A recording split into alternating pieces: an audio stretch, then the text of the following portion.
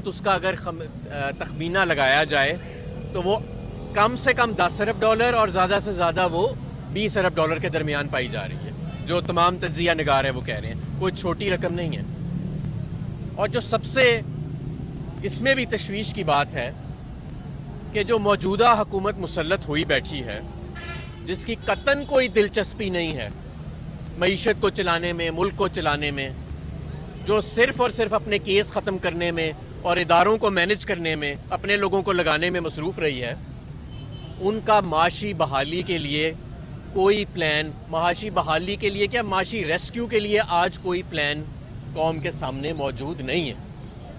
हमने ये financing gap कैसे फिल करना है कोई पता नहीं है। हमारा वज़ीर ख़जाना साहब जब आते हैं टीवी पे, वो कहते हैं नहीं ये क्रेडिट डिफ़ॉल्ट स्वैप जो 100% से टॉप गया है ये भी बेमानी है, ये जो हमारे इंटरनेशनल क्रेडिट रेटिंग एजेंसीज़ हमें डाउनग्रेड करती जा रही हैं ये भी बेमानी है। बस अगर कोई चीज़ मानी रखती है तो मेरी बातें मानी रखती हैं, और कहते हैं कि रुपया जो है वो 190 का होना चाहिए। और हाल ये है कि आज भी 245 रुपये का ओपन मार्केट में रुपया जो है वो ट्रेड हो रहा है, और इंटरबैंक मार्केट में भी रुपये की कदर कम हो रही है। अभी भी मैं समझता हूँ कि लोगों को समझ नहीं आई कि मईशत के हालात कितने ख़राब हो चुके हैं। पिछले 7 महीने में ये जो रजीम चेंज का ब्लंडर हुआ है, आखिर किसी ना किसी को तो इसकी जवाबदेही करनी पड़ेगी ना। सिर्फ अब मैं बात कर रहा हूँ सिर्फ जो माशी नुकसान हुआ है कि कहाँ 6% पे मईशत ग्रो कर रही थी और अगले साल का हमने तखमीना 8% लगाया था, कहाँ आपकी सनत जो है वो फल फूल रही थी, कहाँ पाकिस्तान जो है उसकी एक्सपोर्टर्स जो हैं वो टेक ऑफ कर रहे थे, ऑर्डर्स पूरे नहीं हो रहे थे, ना सिर्फ ऑर्डर्स पूरे नहीं हो रहे थे, लोग नई मशीनरी मंगा रहे थे। आज मशीनरी स्क्रैप के भाव पे बिक रही है। ये फ़र्क आ चुका है। हाँ, लोगों को उठाया गया, उन्हें नंगा करके मारा गया, लोगों को ब्लैकमेल किया गया, वो तो एक तरफ, लेकिन जो माशी नुकसान हो गया पाकिस्तान का, कहाँ मईशत थी ये मार्च अप्रैल में और कहाँ लाके इसको खड़ा कर दिया गया है, और अभी भी पता नहीं कि हालात आगे कैसे संभालने हैं, किसी को कोई अंदाज़ा नहीं है। इसका कौन जिम्मेदार है? कौन था जिसने रजीम चेंज को ऑर्केस्ट्रेट कराया? कौन था जिसने सियासत में मदाखलत करके एक मुंतखब हुकूमत को घर भेजा और इन नालायकों के टोले को हमारे ऊपर मुसल्लत कर दिया? वो कौन था? तो आप सबको पता है कि अब, अच्छा मुझे एक और बात बताएं, ये जो नालायक लोगों को मुसल्लत किया गया है, सनत डूब रही है, सनत का वजीर कौन है? तजारत डूब रही है, कॉमर्स का वजीर कौन है? किसी को पता नहीं है। आपका बदतरीन एनर्जी का क्राइसिस आने वाला है, गैस का क्राइसिस आने वाला है, बिजली का क्राइसिस आ चुका है, और बिजली का वजीर गायब है। पता नहीं उनका क्या प्लान है, वो क्या कर रहे हैं इसको रोकने के लिए। हाँ, कभी कभी तस्वीर आती है, गले में एक हार डाला होता है, कोई किसी के साथ ऐसे, किसी गोरे के साथ खड़े हैं, किसी दूसरे के साथ खड़े हैं, लेकिन क्या मंसूबा है कोई पता नहीं है। वजीर ख़जाना अपनी मंतक दे जाते हैं जिनकी मईशत के असूलों की आज तक किसी को समझ नहीं आई। तो ये जो एक जोकरों के टोले को हमारे ऊपर लाके मुसल्लत कर दिया गया है, आखिर किसी ने तो इसका कभी जवाब देना है ना कि इसका कौन जिम्मेदार था। हम सबको पता है इसका कौन जिम्मेदार था। तो अब ये टॉर्चर करके, ब्लैकमेल करके, और हम तो पहले ही कहते थे कि ये लोगों को इस तरह तशद्दुद का निशाना बनाना, ब्लैकमेल का निशाना बनाना, इससे कोई हल नहीं निकलेगा।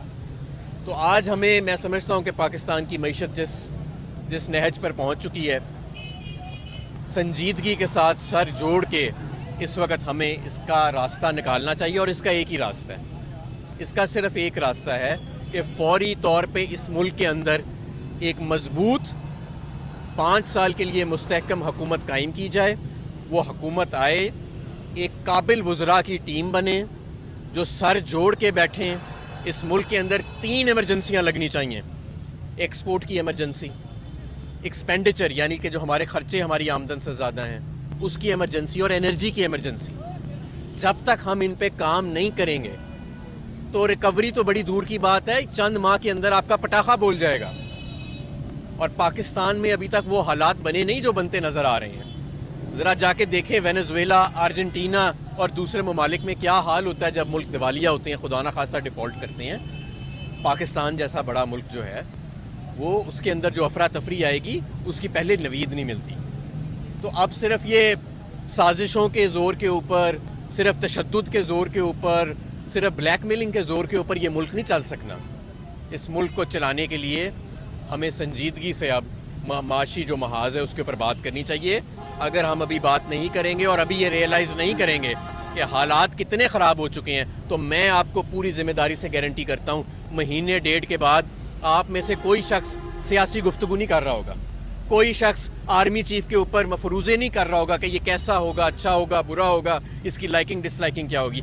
हर शो का मौजू सिर्फ एक होगा कि इकॉनमी, मईशत को आप दोबारा खड़ा कैसे करना है।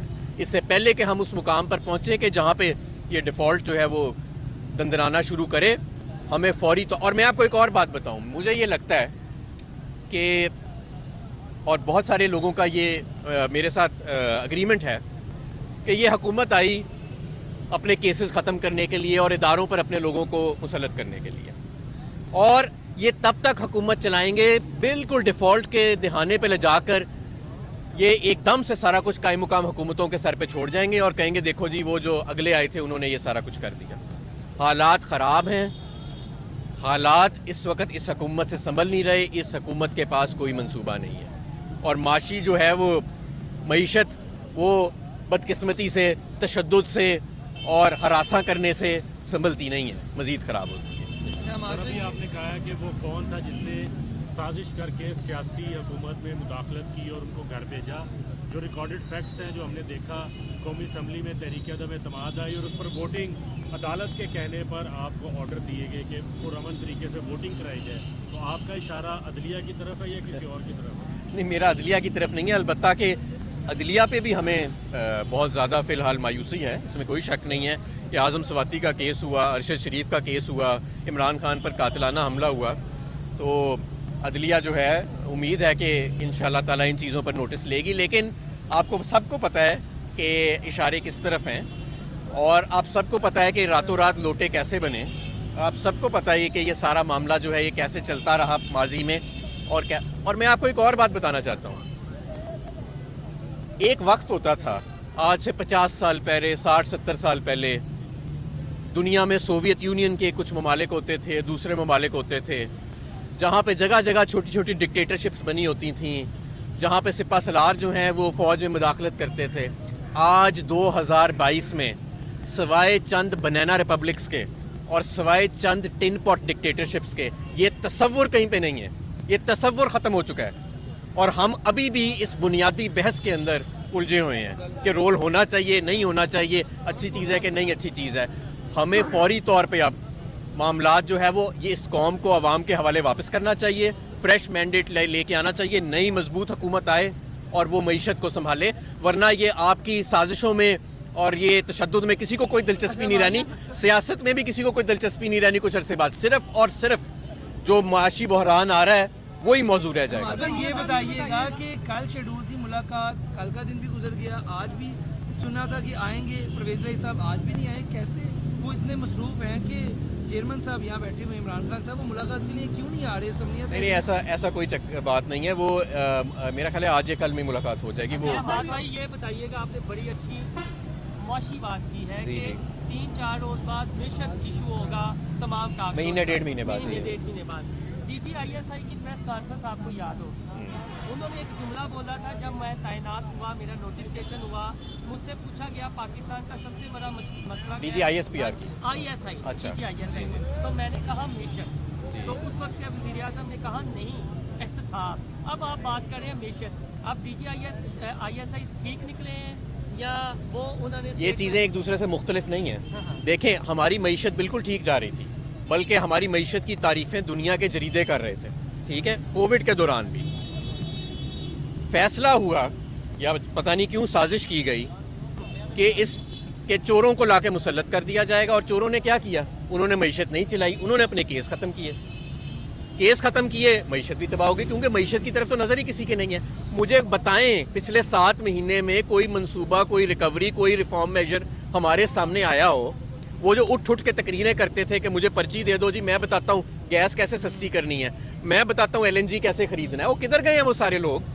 उसमें तो बड़े सहाफ़ी भी थे, किधर गए हैं आज? वो नज़र नहीं आते।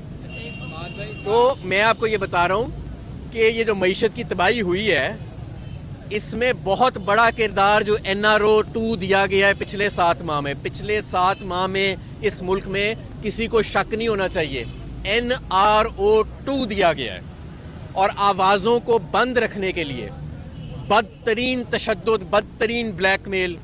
और अभी भी आज़म स्वाति को आप देखें ना, उस बेचारे का क्या कसूर है? इस वक्त तो पूरी कौम को आज़म स्वाति के साथ खड़ा होना चाहिए, सब इदारों को आज़म स्वाति के साथ खड़ा होना चाहिए। आज़म स्वाति आज सलाखों के पीछे है। अच्छा, हम ये बताइएगा, शहबाज शरीफ साहब आपको पहले भी मिसाकी मईशत की दावत दे चुके हैं। जिस तरह हम बता रहे हैं कि माशी हालत जो है वो बहुत बुरी है, अगर वो आपको फिर दावत देते हैं कि आए बैठे पार्लियामेंट में बैठ के मईशत के हवाले से चीज़ें बेहतर करें, तो क्या आप? जी बिल्कुल, जब इलेक्शन हो जाएंगे पाकिस्तान तहरीक इंसाफ की या जिसकी भी हुकूमत आ जाएगी और अगर शहबाज शरीफ साहब इलेक्ट हो गए उस पार्लियामेंट में, जिसके चांसेस काफ़ी कम लग रहे हैं, तो इनको साथ बिठा लेंगे हम कि भाई आप भी बता दें कैसे मईशत का बेड़ा गर्क किया था, ताकि हम वो चीज़ें रिवर्स करें। हमाद भाई ये बताएं कि 3 साल तक पाकिस्तान तहरीक इंसाफ की हुकूमत और उनका पेज एक रहा, सारे मामला बेहतरीन चलते रहे। क्या वजह है कि जिस वजह से आपका वो पेज फटा, आपको वो बताने से कासिर है? नहीं, मेरा ख्याल है कि जब तारीख लिखी जाएगी कि सारी बातें बाहर आ जाएंगी और इंशाल्लाह ताला ये साबित होगा कि पाकिस्तान तहरीक इंसाफ हमेशा असूली मौक़िफ़ पे खड़ी रही है, हमेशा जो चोरों का एहतसाब है उस पर खड़ी रही है, हमेशा इस मुल्क के वक़ार के लिए और बेहतर मईशत के लिए खड़ी रही है। अगर किसी का कोई और एजेंडा था तो इंशाल्लाह ताला वो तारीख में बातें सारी आ जाएंगी, तारीख खामोश नहीं रहती। अच्छा हमाद भाई ये बताएं कि आपकी 3 साल हुकूमत रही है, आज आपको अदलिया से शिकवा हो गया, निज़ाम अदल को दुरुस्त किसने करना था? आप तो 90 दिन में हालात बेहतर करने के दावे करके आए थे, मदीना की रियासत भी बनानी थी, तो आम आदमी को अगर इंसाफ नहीं मिला तो 3 साल में तो तहरीक इंसाफ क्या गिरेबान? नहीं, इसमें कोई शक नहीं। मैं समझता हूँ कि हमें अदालती निज़ाम के रिफॉर्म्स के लिए, जुडिशल रिफॉर्म्स, लीगल रिफॉर्म्स के लिए हमें ज़्यादा मेहनत करनी चाहिए थी, इसमें कोई शक नहीं। मैं समझता हूँ हमें FBR के सिस्टम को ओवरऑल करने के लिए ज़्यादा मेहनत करनी चाहिए थी, ज़्यादा बोल्ड मेजर्स लेने चाहिए थे, लेकिन बहुत सारा कुछ हमने किया भी।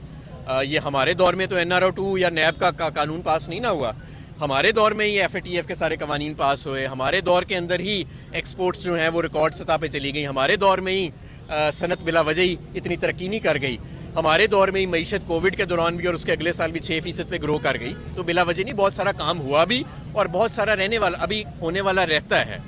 लेकिन बात यह है, देखें, जब आप एक इतनी बड़ी साजिश के ज़रिए पूरा निज़ाम उल्टा देंगे NRO2 देने के लिए चंद लोगों को, और वो लोग NRO2 तो ले लेंगे लेकिन मुल्क की मईशत का पट्टा बिठा देंगे, तो फिर हालात तो यही होंगे। अब भी वक्त है, मैं ये समझता हूँ, एक वक्त आता है माशी मैदान में जब आपके पॉलिसी टूल्स इनफेक्टिव हो जाते हैं। अभी वो टाइम नहीं आया, वो टाइम लेकिन आ जाएगा, क्योंकि दिन ब दिन लोगों को नज़र आता जा रहा है कि इस मईशत के कोई पैर नहीं है। और अगर अच्छा मुझे ये बता देना, चले जी इन्हीं लोगों को रखना है, इन्हीं चोरों को मुसल्लत रखना है, उसके लिए पॉलिटिकल इंजीनियरिंग भी करनी है, उसके लिए हर चीज़ करनी है, PTI को लोगों पर तशद्दुद भी करना है, सहाफ़ियों को सब कुछ करना है, तो मुझे बता दें कि इनका प्लान क्या है। खुदारा इस अवाम को, इस वोटर को इतनी तो तसल्ली दे दें कि जनाब वज़ीर ख़जाना साहब, वज़ीर तवानाई साहब, वो बता दें क्या हमारा प्लान क्या है। और वज़ीर तजारत और वज़ीर कॉमर्स से सिर्फ इतनी गुजारिश है कि अपना नाम ही बता दें आके TV के ऊपर कि आप लोग हैं कौन, सारा दिन करते क्या हैं, आपकी मसरूफियत क्या रहती है। तजारत और इंडस्ट्री तबाह हो गई, आप दोनों हजरात जो हैं वो हैं कौन, अपनी शक्ल ही दिखा दें। ये बताएं कि मुलाकात नहीं हो पा रही इमरान खान साहब की, उसकी वजह मोनोस्लाई तो ये नहीं इंतजार कर रहे हैं कि मोनोस्लाई के बगैर इमरान खान साहब से नहीं मिलना चाह रहे और मोदी से बात करना चाह रहे मोनोस्लाई से। नहीं, ऐसी बात नहीं है। मोनसलाई साहब बहरहाल हमारे लिए बड़े काबिल एहतराम हैं और पाकिस्तान मुस्लिम लीग काफ का वो एक बड़े अहम रुकन है। अगर वो भी परवेज़ इलाही साहब के साथ आएँ तो ज़ाहिर है बेहतर होगा, लेकिन परवेज़ इलाही साहब एक वज़ादार आदमी हैं, मेरा नहीं ख्याल कि वो अपना बयान दे के ऐसे पीछे हटने वाले हैं। आज भी उनका जो पैगाम आया है वो अपने बयान पे कायम है और इमरान खान साहब के साथ खड़े हैं। ये बताइएगा, आपने कहा कि तारीख जो लिखेगी उसको सारी दुनिया याद रखेगी, अगर तारीखदान ये लिख दे कि रजीम चेंज से पहले जनरल बाजवा बड़े मुहिब्बे वतन थे, वो बहुत बहादुर थे, सिपा सलार थे, और अगर तारीखदान ये भी लिख दे कि इमरान खान ने उनको ताहयात एक्सटेंशन की ऑफ़र की थी, तो वो तारीख आप मान लेंगे? देखें, तारीख लिखे लेकिन बहुत सारी चीज़ें उसमें लिखी जाएंगी, ज़ाहिर है हमारा मौक़िफ़ भी उसके सामने आएगा। और देखें, जो आर्मी चीफ़ होता है उसके साथ ज़ाहिर है कि तमाम लोग जो हैं वो चलते हैं। आर्मी चीफ़ हमने तो नहीं नॉमिनेट पहले किया था, किसी और ने नॉमिनेट किया था। जब हम आए हमने बेहतरीन ताल्लुकात मेंटेन रखने की कोशिश की, और मैं समझता हूँ कि कुछ देर तक तो उन्होंने काम के अंदर मदाखलत या ऐसी कोई मामलात किए भी नहीं थे। बाद में जाके मुझे नहीं पता क्या हुआ। सर दोबारा हुकूमत मिली तो NRO 2 जो देने वालों को आप सजा या कटहरे में लाएंगे या इस NRO 2 के फीते फीते कर देंगे हम। बहुत शुक्रिया। अच्छा हमारा साहब ये बताइएगा जाते जाते ये जो एक्सटेंशन वाला कानून बनाया गया था आप क्या समझते हैं? मेरा ख्याल है इस एक्सटेंशन वाले कानून को ख़त्म कर देना चाहिए।